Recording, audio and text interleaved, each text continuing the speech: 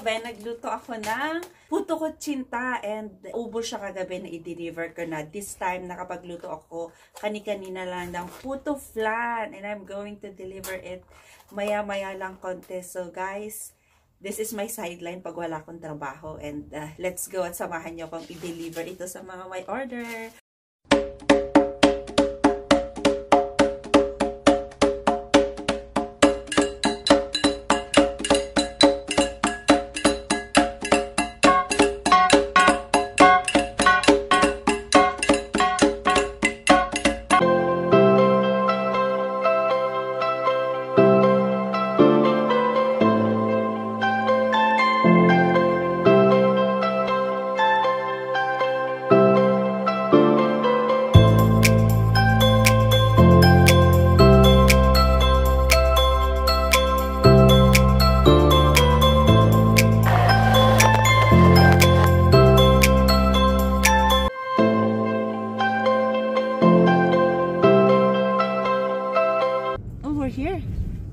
Here na.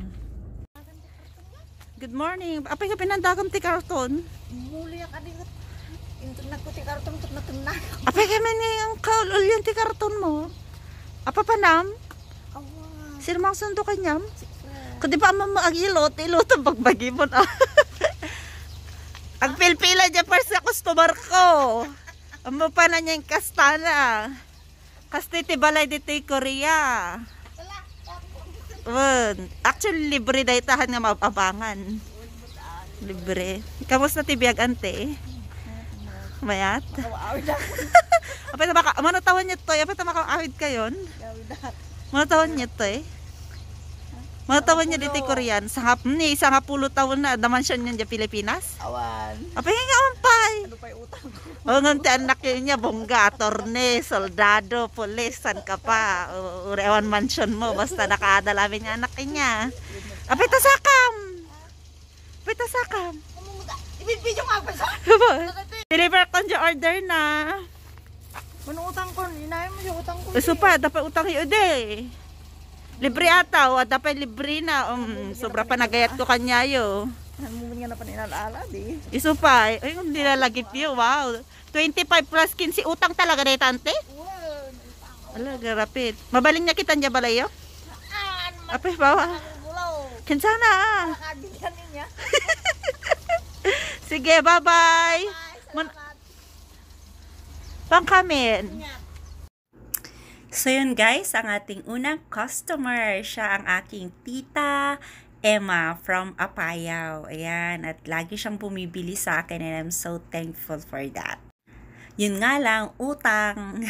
Pero that's fine kasi magbabayad naman sila kapag nakuha na nila yung sahod nila. Guys, kung mapapansin nyo yung house, ganun yung mga house dito sa Korea. Yung iba maganda, pag pinalad ka, yung iba naman mga ganun lang o kaya container. Pero ang maganda doon, libre naman siya. Ibibigay ng free ng mga amo. Pero yung iba, binabawas na lang sa mga sahod. Ganun pa man, talagang ganyan, swerte-swertihan lang talaga sa mga magiging amo. And kung mapapansin nyo guys, ang probinsya din ng Korea ay hindi nalalayo sa probinsya natin dyan sa Pilipinas. Ayan, kung makikita nyo, magkakalayo din yung mga gusale at iba't ibang mga establishment. Ito yung factory ng aking pangalawang customer. Huwag kang tawawa, diya kamitin. Halata lang scripted time magkilaan timahaan. Hi! Hi! Kamusta? Ano yung hawak mo? Yan yung matagal na nang hiram sa akin. Inabot na ng 10 taon. Hindi niya pa binabalik. For 1 year. For 1 year. Oo, 1 year daw. 2 years. Yan yung factory. Factory nila. Yung order mo? Saglit. Ito na pa yung order nyo. Uy, may freebies pa yan ah. Of course. Anong freebies niya? Yung isang nakaibabaw yata yan. Thank you. The pay. Ganyan ang pera nila dito. Anong green? 200 pesos. Thank you so much. Bye-bye. Bye. Pangalawang, so ayun yung pangalawang customer natin. Napakaganda ng kanilang factory. Pati yung pabahay, actually, hindi lang natin napasok kanina kasi baka andun yung amo sa labas na naghihintay, nag-aabang. Medyo bawal-bawal kasi mga basta-basta pumapasok sa mga factory dito dahil kay Corona. And dahil nagutom kami, umaga dito, nagutom kami sa pagdi-deliver. Kakain kami ng breakfast. Mangan-manan, nyangay.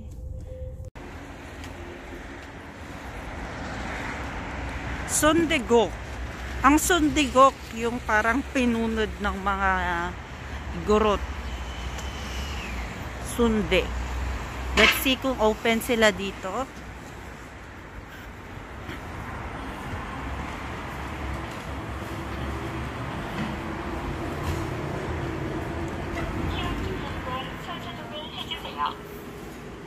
통과하세요. 35.4. 통과하세요. 36.4. 통과하세요. 36.4.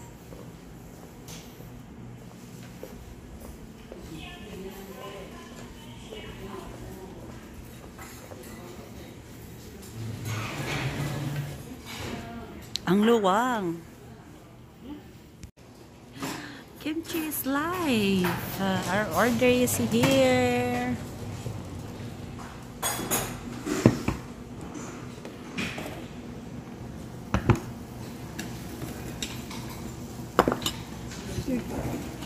네네, 감사합니다.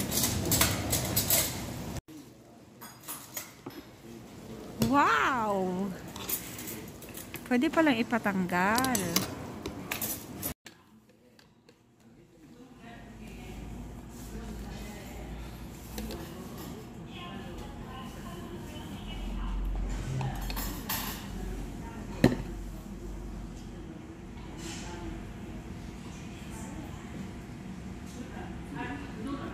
Pampaalat.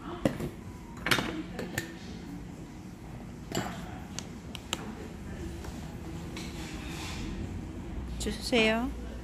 나도. What's the other one?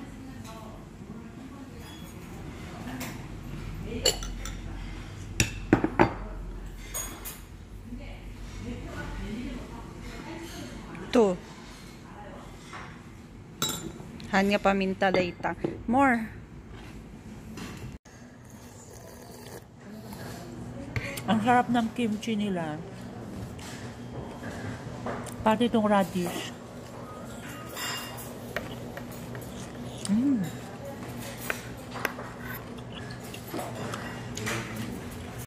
Yung kimchi nila dito sobrang sarap. Hindi kagaya ng ibang restaurant or ibang timpla na may maanghang. Sobrang fermented na siya. Pero dito ang sarap. Pwede mo siyang kainin lang. Ganon. Pati yung radish kimchi nila.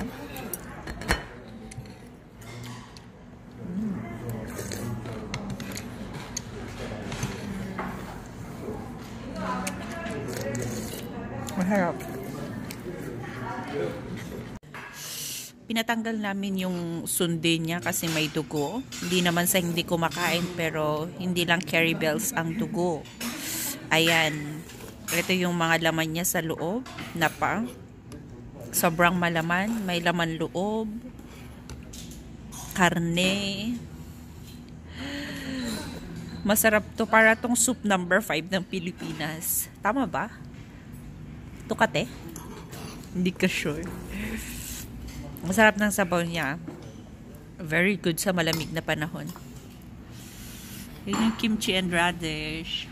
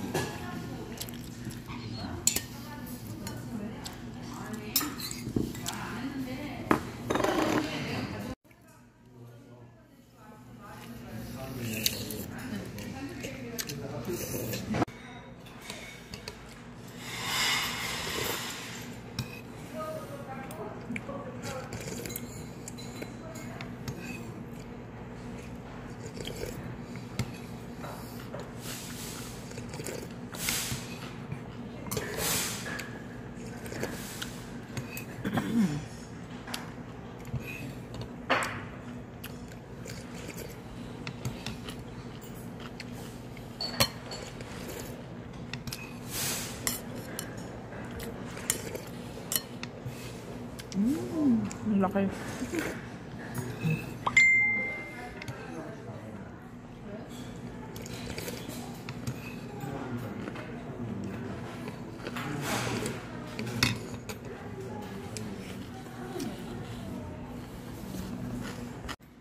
Ubos ang kimchi.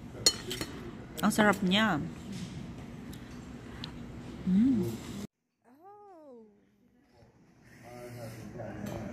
Bikinary ang sabaw. Busog, lusog.